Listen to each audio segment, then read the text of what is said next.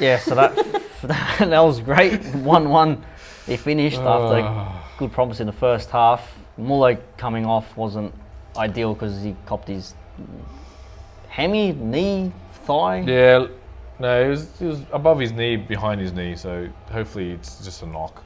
It was more precaution. He walked off okay. But then Cox came on and sort of arguably got us the goal, man. He came flying into that game. He scored with not long after he came on, right? And he should have scored himself, and Abini pounced on the rebound. But this game was end to end, the whole game. The first 10 minutes, Newcastle had 2-3 good chances in the first 25 minutes. Every game this season, basically, it's happened to us, right? But there was no midfield. There was no midfield battle. The midfield was getting bypassed by both teams. Ball over the top, or a couple of passes in between, and then off you go. And so I do like we're finally quick in transition. So we're getting the ball and bang, bang, bang, bang. We're in the final third, either by the wing backs or like Troisi or someone or Muller in the final third. It's just that final ball, that decision making. We saw it in the second half as well. Like Yobol was in decent positions, but no one gave him the ball, or he has the ball and he stuffs up his final pass. Abini as well in the first half. These guys, again, the ball, they're trying to run through traffic instead of just releasing that ball.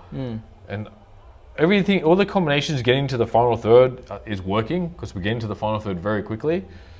I just find that final ball, that final touch, that final decision is what's letting us down. Is that because we're missing a true number 10 or we're missing a number 9 to coordinate some of that? I don't know, man. I don't know if it's a number 9 or not, but I've noticed, like, we saw Troisi playing almost auxiliary right wing back. Yeah, he was hugging the touchline a lot. It was weird. Troisi's a midfielder. Keep him in the midfield. I get you float from side to side. Muller was doing all the floating until he had to come off with his injury. But apart from that, all the same still. Like, I mean, why would you have Troisi being your creative midfielder when Muller's not on the pitch? Maybe he's not creative midfielder, but who else is creative on that pitch? Troisi would be the next best thing, I would imagine. And you got him playing side by side with Russell, and Russell's more advanced than him.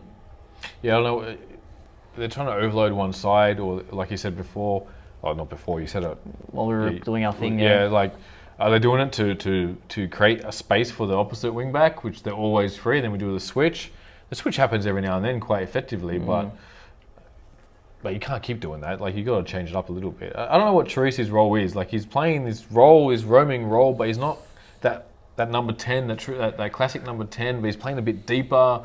He's playing with the wing backs and with Dorans, like... He's not playing the 10 that we know he can play. He's not playing that final pass to the strikers. He's playing 3 passes before he gets to the strikers. Yeah. So he's playing... A lot of his passes are like these safe sideways passes, little things on the sidelines. Like, we need him to do more than that. Badly need him to do more. We need much more from him. And you're not going to get it when he's playing out on the right, man. Like, that's the thing. Like, you want him to get in the middle of the pitch and trying to spread the ball, spread the play, because you had Bacchus running a lot. You had...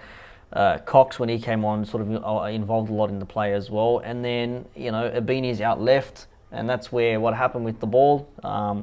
Just a nothing shot from Cox and hits the post, and Abini's quickest. And it was more than nothing shot. He beat 3 plays to get the shot off. So I'm just going to have a dig, man. He beat the keeper as well, and he was unlucky. He hit the post, and then hit the inside of the post and go in. He bounced out, and luckily Abini pounced on it. Similar to the Derby goal that Troisi was ready to pounce as well. So, yep. So that's good that these players are following in for the rebounds.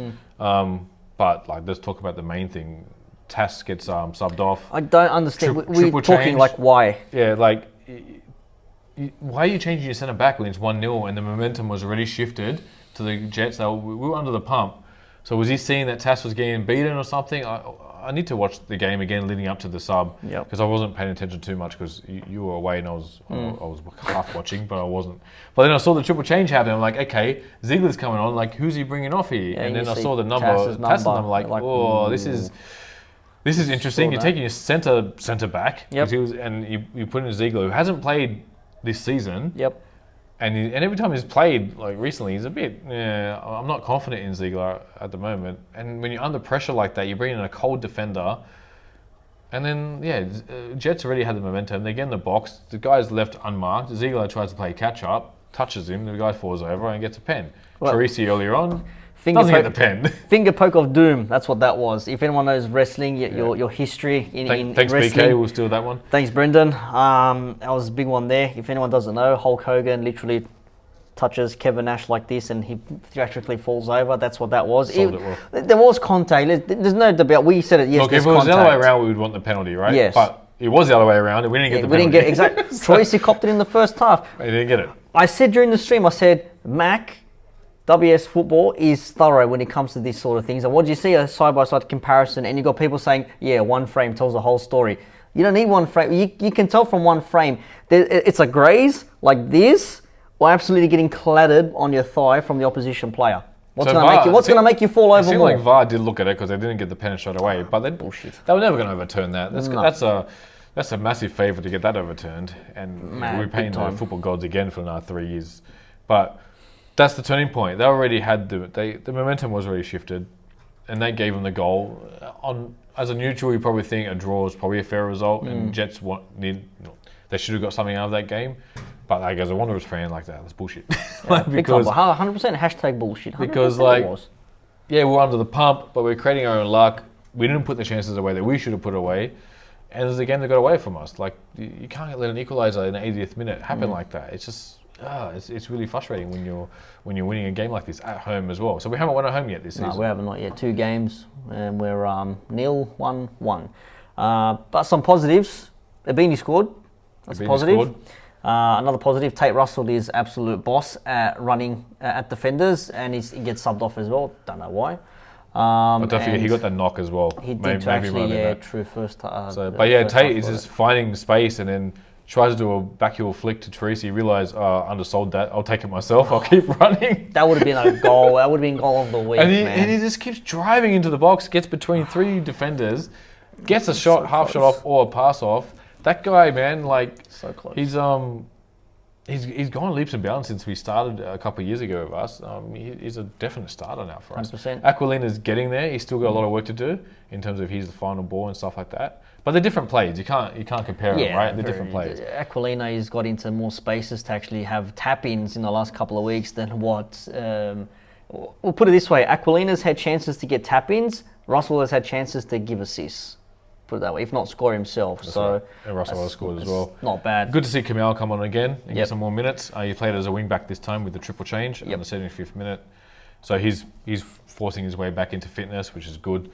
Yaboa is another one that frustrates the hell out of me because I don't understand what he's trying to do either. He gets into good positions. People don't pass to him probably because it's like you're gonna stuff it up anyway if I give it to you. It's like, and like, come on, man. He wants the ball, but then he wants to stop, hold it up, and then turn the player again. Your momentum's gone already. You're not a small, nimble dude. Like you're not like Nisbet at the Mariners, low center of gravity, small, nimble. He will get the ball, spin you, turn you, and he's gone. You are not that player. You're solid. You're the biggest bloke on the pitch, man. You're like Cox. Use your power. Just give him a bit of a nudge, and then go forward. And he's done that. Like that's how when he first came to us, he was like that. He used his power in the box, or his body in the box, and turned and shot. And he scored against Leeds with his power, like running into the box and tapping over the keeper, all this sort of stuff. Like he's got that ability for that one touch shoot sort of thing, or you know. But when he tries to like dribble and do this and that, like that's not his game. He needs to sort out what to do with him because there is a player there that can be handy for us, but we're not seeing it at the moment. Yeah, no, not from there. And it's a bit frustrating. And there's a few players like that. They're just on the cusp of being good, and they just haven't shown it. Abini is getting better. He did the 60 minutes exactly like I said earlier in the game. Like 60 minutes. Literally on 60, the 60 on the dot. 60-0-1. Yep, Abini, off you go. So he's not fit yet. So that's what's happening with Abini. So we're talking about, does he start or does he get subbed, right? So obviously you're trying to push his fitness to go longer and longer. So that's why he's starting. He's good for 60 minutes. Next game he'll probably start again. He'll go 65 maybe or 70, right? A bit more.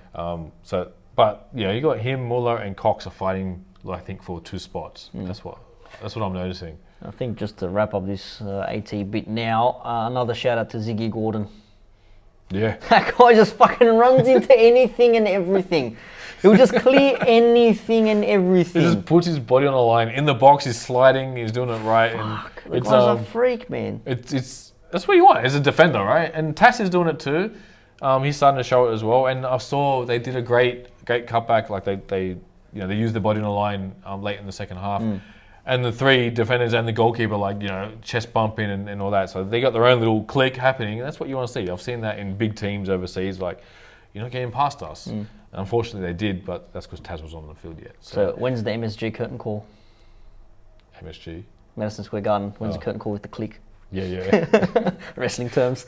This guy. We'll wrap it up there. We've got more to talk about during the podcast, which we we'll do, be man. recording, I don't know, Tuesday probably. So catch that on ATB. Follow us, ATB, WSW on Twitter, Around the Block, BLOC, Facebook, Instagram, whatever the hell else we're on. Don't forget podcasts as well. You can subscribe, Around the Block, and also website, aroundtheblock.com.au. And for myself, Nick, Stephen, yeah. See you next time. Maybe next home game we might get something. Maybe.